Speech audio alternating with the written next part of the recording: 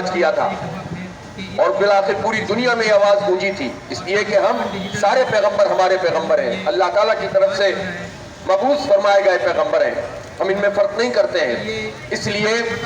لیے میں ایک مرتبہ پھر آپ کو خراج تحسین پیش کرتا ہوں اپنی مسیحی برادری کا، اپنے ایک نمائندہ احتجاج کیا ہے، اور یہ میرا خیال ہے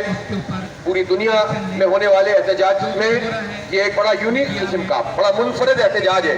جس میں مسیحی برادری یہاں پر آ کر کھڑی ہے، اور بھی اقلیتیں ہماری سکھ برادری سے تعلق رکھنے والے، ہماری ہندو برادری سے تعلق رکھنے والے دوست بھی موجود ہیں جو سویڈن میں قرآن پاک کو نظر آتش کرنے کے خلاف احتجاج کر رہے ہیں، اور میں یہ سمجھتا ہوں کہ اس کے نتیجے میں ایک بہت زبردست قسم کا میسج پوری دنیا کو جاتا ہے، اور اس میسج کے مطابق آئندہ یہ جرأت کسی کو نہیں ہونی چاہیے، اقوام متحدہ میں اس پر قانون سازی ہونی چاہیے کہ کسی بھی مقدس کتاب کو جلانا، کسی بھی پیغمبر کی توہین کرنا اور مذہبی سرچشموں پر حملہ آور ہونا، اس کو بین الاقوامی جرم قرار دیا جائے، اور جو حکومت بھی یہ جرم کرے اس حکومت کو پوری دنیا آئسولیٹ کرے اور اس کے خلاف چڑھائی کرے۔ جب تک یہ کام نہیں ہوگا اسی طرح سے یہ لوگ طاقتور بنے رہیں گے۔ ہمیں اپنی جگہ پر اس منظم تحریک کو آگے بڑھانے کی ضرورت ہے تاکہ آئندہ دنیا بدامنی کی ان سازشوں سے میں جو ہے وہ